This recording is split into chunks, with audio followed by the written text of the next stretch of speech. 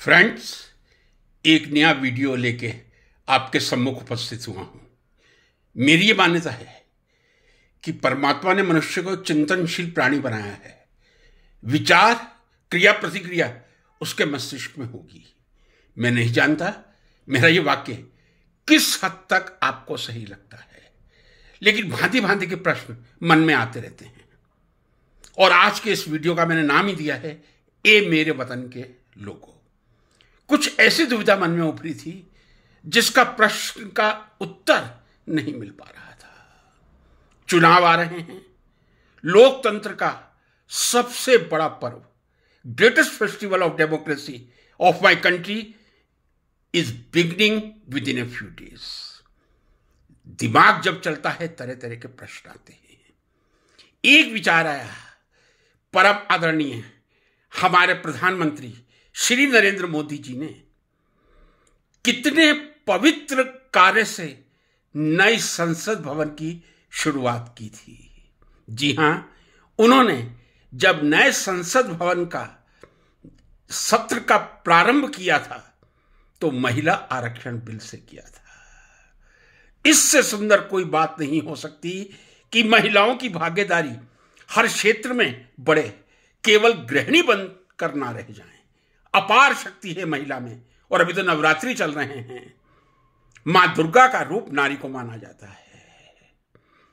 प्रधानमंत्री जी ने एक प्रस्ताव पारित करवाया था और वो सर्व अनुमति से पास हुआ था। जी हां, महिला आरक्षण बिल। 33% देश की महिलाओं को आरक्षण मिलना चाहिए। 33% seats of our Lok Sabha, Rajya Sabha and assembly must be reserved for women, 33%। लेकिन जब कोई नया संशोधन लाते हैं, कई कठिनाइयों से गुजरना पड़ता है। संविधान संशोधन से गुजरना पड़ता है। जब चुनाव की बात आती है तो परिसीमन की एक समस्या आती है, और वो बिल्कुल सही समस्या थी। 2029 से पहले उस बिल को लागू किया नहीं जा सकता। लेकिन ये एक कानूनी अड़चन है। यदि बिना संविधान संशोधन के, वो तो हो गया, माफी चाहूंगा, यदि बिना परिसीमन के महिलाओं को 33 क्या 66% रिजर्वेशन भी दे दिया जाए तो वो असंवैधानिक नहीं कहलाएगा, क्योंकि अभी तक देश में पुरुषों ने ही राज किया है। बहुत कम महिलाएं आई हैं। प्रधानमंत्री श्रीमती इंदिरा गांधी जी पहली महिला प्रधानमंत्री थी, तो प्रतिभा पाटिल जी पहली महिला राष्ट्रपति थी। कानूनी रूप से अड़चन आ सकती है, लेकिन किसी भी राजनीतिक दल को 33% महिलाओं को, कम से कम 33, ज्यादा से ज्यादा तो आप 60 दीजिए, बहुत अच्छी बात है, कम से कम 33% सीट रिजर्व करने के लिए कोई नियम रोकता नहीं है। मैं आशा करता हूं कि हर राजनीतिक दल ने यह मानते हुए कि 2029 से इस संवैधानिक रूप से इस नियम का पालन होगा, चलो 24 से ही 33% आरक्षण महिलाओं को दे दिया जाए। मैं पूरी आशा करता हूं कि देश के सभी दलों ने 33% महिलाओं को आरक्षण देकर आगामी चुनावों में उन्हें देश के नीति निर्माता बनने का अवसर दिया होगा। मुझे मालूम नहीं, शायद अभी सभी सीटों में प्रत्याशी भी डिक्लेयर नहीं हुए और इतनी मेरी रुचि भी नहीं है, लेकिन मैं आशा करता हूं कि हर राजनीतिक दल ने 33% महिलाओं को रिजर्वेशन जरूर दिया होगा। कोई कानूनी रूप से वो 2029 से आएगा, वैचारिक रूप से तो 2024 में ही पूरे देश ने सर्वसम्मति से पास कर लिया था। बाकी दलों की मैं बात नहीं कह सकता, जिनको भ्रष्ट दल कहा जाता है, लेकिन मैं देश के सबसे बड़े राजनीतिक दल, विश्व के सबसे बड़े राजनीतिक दल भारतीय जनता पार्टी, जो हमारे परम आदरणीय प्रधानमंत्री जी नरेंद्र मोदी जी के सानिध्य में कार्य कर रही है, मैं पूरे विश्वास के साथ कह सकता हूं कि भारतीय जनता पार्टी ने तो महिलाओं को 33% आरक्षण दिया ही होगा, या यदि सीटें डिक्लेयर नहीं हुई तो 33% महिलाओं के लिए सीट डिक्लेयर होगी। यदि बीजेपी 33% महिलाओं को आरक्षण नहीं देती तो फिर इस देश के साथ एक बहुत बड़ा धोखा होगा। 2029 से तो आप बाध्य हो जाएंगे, आपको देना पड़ेगा महिलाओं को आरक्षण।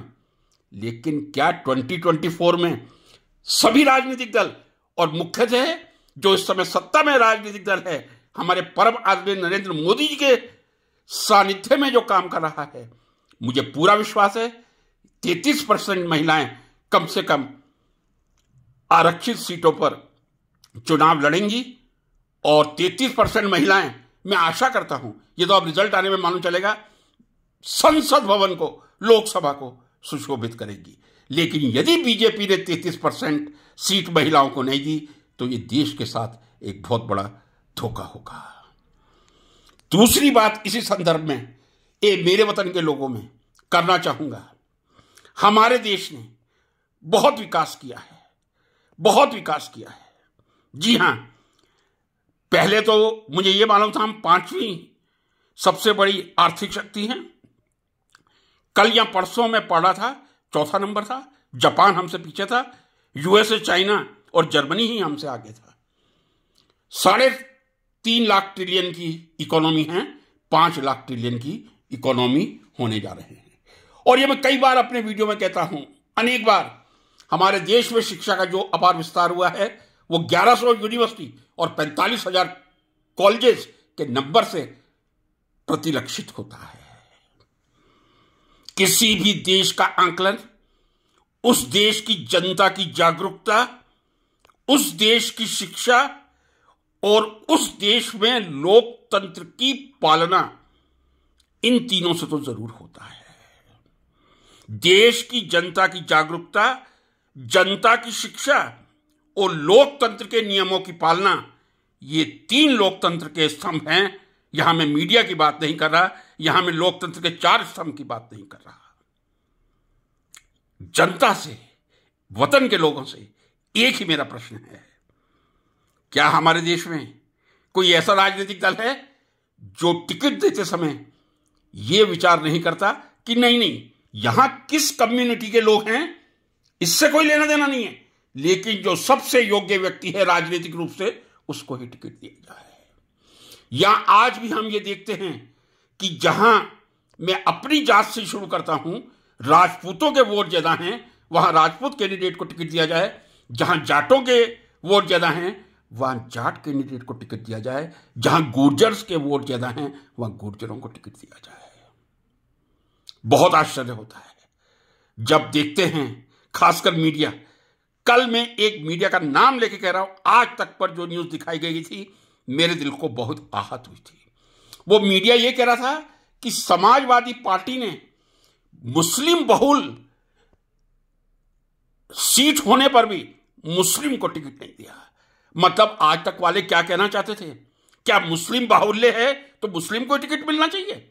मैं समाजवादी पार्टी की प्रशंसा करता हूं जिसने मुस्लिम बाहुल्य स्थान पर भी किसी नॉन मुस्लिम को टिकट देकर एक जातिवाद के समापन की शुरुआत की है। लेकिन फिर सत्ताधारी पार्टी से आशा की जा सकती है, फिर देश के सबसे बड़े, विश्व के सबसे बड़े भारतीय जनता पार्टी के शासक परम आदरणीय नरेंद्र मोदी जी से और उनके दल से यह आशा की जा सकती है कि जातिवाद पर टिकट ना मिले। लेकिन यह तो महिला के बारे में मैंने कुछ नहीं कहा, मुझे मालूम नहीं। टिकट का जो वितरण हो रहा है पूरी तरह से जातिवाद पर हो रहा है, और जब तक जातिवाद की जड़ें इस देश में मजबूत रहेंगी तब तक हम देश का विकास नहीं कर सकते, हम लोकतंत्र को मजबूत नहीं बना सकते। बहुत दुख की बात है कि आज भी जाति के आधार पर प्रत्याशियों का, कैंडिडेट्स का सिलेक्शन किया जाता है। इससे बड़ा दुर्भाग्य देश का और कोई नहीं हो सकता। जातिवाद को समाप्त करके विकास को और शिक्षा को आगे लाके देश का विकास किया जाए, यही मेरी प्रार्थना है। ये मेरे वतन के लोगों से नमस्कार।